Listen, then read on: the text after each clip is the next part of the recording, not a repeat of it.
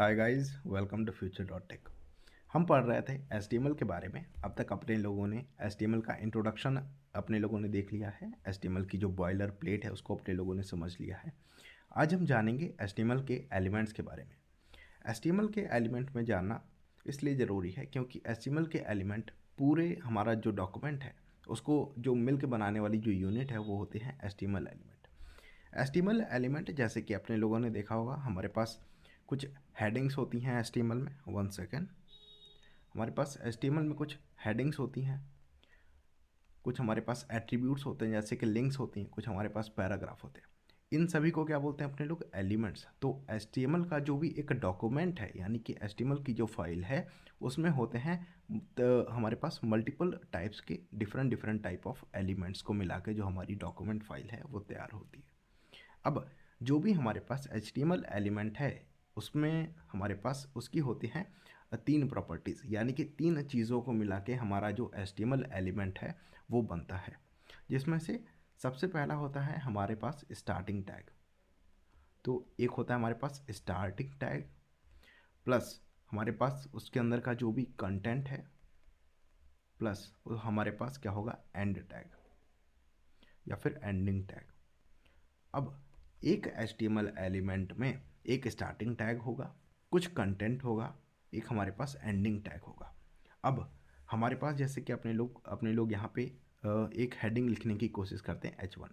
तो H1 जब अपने लोग हेडिंग लिखेंगे उसको अपने लोग कैसे लिखेंगे?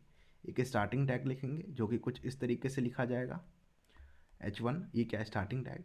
अब इसके अंदर अपने लोग कुछ भी हमारे पास जो कंटेंट है वो लिखेंगे, जैसे कि दिस इज़ अ हेडिंग। ये हमारा क्या हो गया? कंटेंट हो गया इसके अंदर का। इसके बाद अपने लोग एंड करेंगे इसको इस तरीके से टैग से, जिसको अपने लोग बोलते हैं एंडिंग टैग। तो ये क्या है हमारे पास? ये है एंडिंग टैग, ये है हमारे पास कंटेंट और ये है हमारा स्टार्टिंग टैग।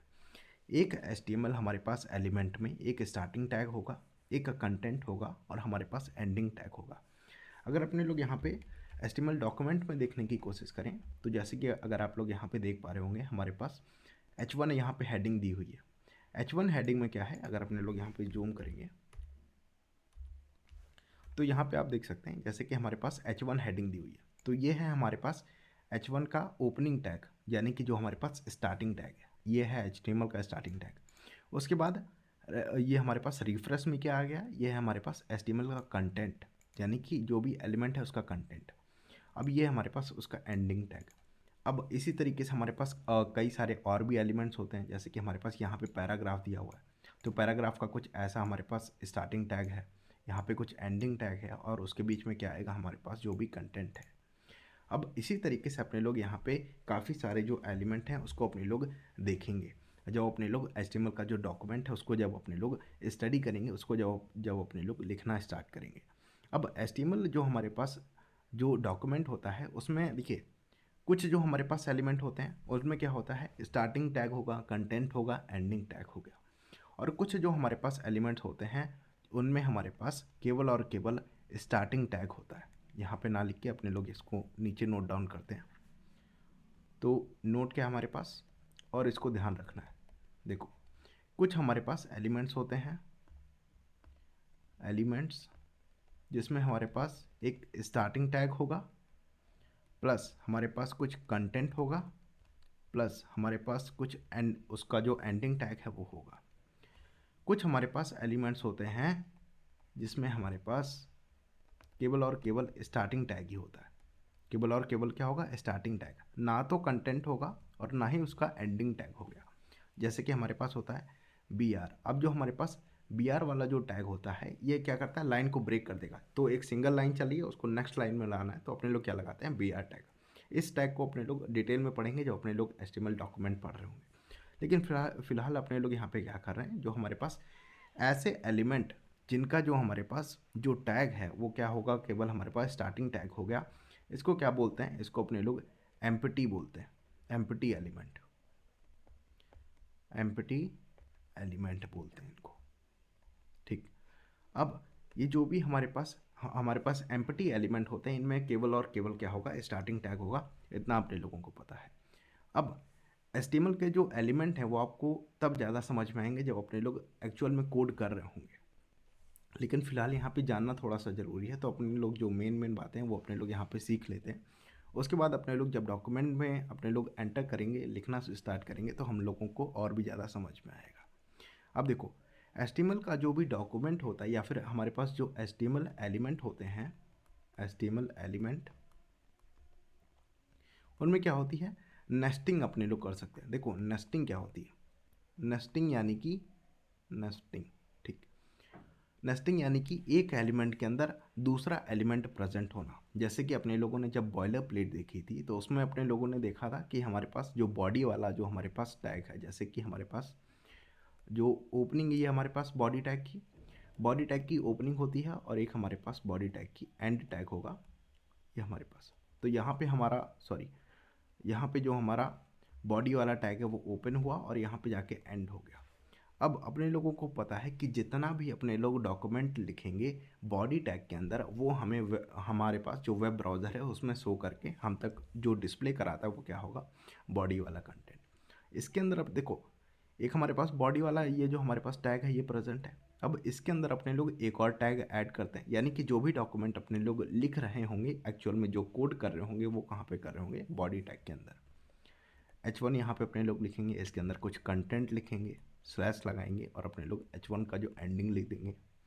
ठीक इसी तरीके से अपने लोग यहाँ पे पैराग्राफ लिखेंगे, कुछ पैराग्राफ का कंटेंट लिखेंगे, फिर अपने लोग पैराग्राफ का एंड टैग लगा देंगे।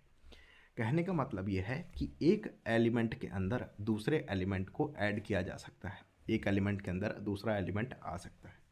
अगर अपने लोग यहाँ पे जाके देखेंगे तो अपने लोग 1 सेकेंड, अपने लोग अगर देखेंगे यहाँ पे, ये तो काफ़ी, हाँ, अब देखो ये हमारे पास बॉडी टैग यहाँ से स्टार्ट हो रहा है, ठीक है, बॉडी टैग हमारा यहाँ से स्टार्ट हो रहा है। तो बॉडी टैग के अंदर हमारे पास यहाँ पे काफ़ी सारे टैग्स हैं, जैसे कि एक डिव बना हुआ है, यहाँ पे H1 बना हुआ है, पैराग्राफ बना हुआ है, इमेजेस बनी हुई हैं।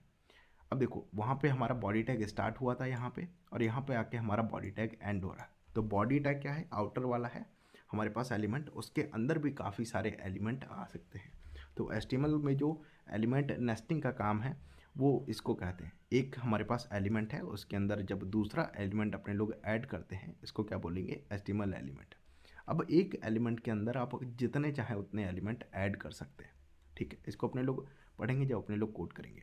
अब देखो HTML में एक और बात समझना बहुत ज़रूरी है कि जब भी अपने लोग हेडिंग लिखते हैं, जब भी अपने लोग कोई भी एलिमेंट लिख रहे होंगे या फिर जो भी हमारे पास HTML लैंग्वेज है वो कैसी है, केस सेंसिटिव नहीं है, केस सेंसिटिव नहीं है। यानी कि अगर अपने लोग कैपिटल ए और स्मॉल ए में कोई भी अंतर नहीं है, यानी कि कैपिटल ए लिख रहे हैं तब भी सही है और स्मॉल ए लिख रहे हैं तब भी सही है। यानी कि अगर अपने लोग H1 हेडिंग ऐसे लिख रहे हैं तब भी सही है, और H1 हेडिंग अगर अपने लोग ऐसे लिख रहे हैं तब भी सही है। लेकिन कई सारी लैंग्वेज होती हैं जिसमें क्या होता है, केस सेंसिटिव। तो केस सेंसिटिव का क्या है, चाहे स्मॉल लेटर हो चाहे हमारे पास कैपिटल लेटर हो, तो केस सेंसिटिव अगर नहीं है तो हमारे पास जो हमारे पास लेटर्स हैं वो सेम काउंट किए जाएंगे। पैराग्राफ टैग चाहे आप स्मॉल पैराग्राफ यानी कि स्मॉल पी में लिखें या फिर आप लार्ज पी में लिखें, तो जो हमारे पास पैराग्राफ टैग है वो सेम लिया जाएगा। इतना ही था अपने लोगों के पास HTML में जो एलिमेंट है उसको समझने के लिए। अगले वीडियो में अपने लोग डायरेक्ट कोड करना सीखेंगे और अपने लोग समझेंगे कि किस तरीके से हमारे पास HTML में जो हेडिंग्स हैं वो डिफ़ाइन की जाती हैं, यानी कि HTML में कितने तरीके की हेडिंग्स होती हैं, हाँ हेडिंग्स होती हैं, और उसको अपने लोग किस तरीके से यूज़ करते हैं। मिलते हैं आपसे अगले वीडियो में। Till then good bye.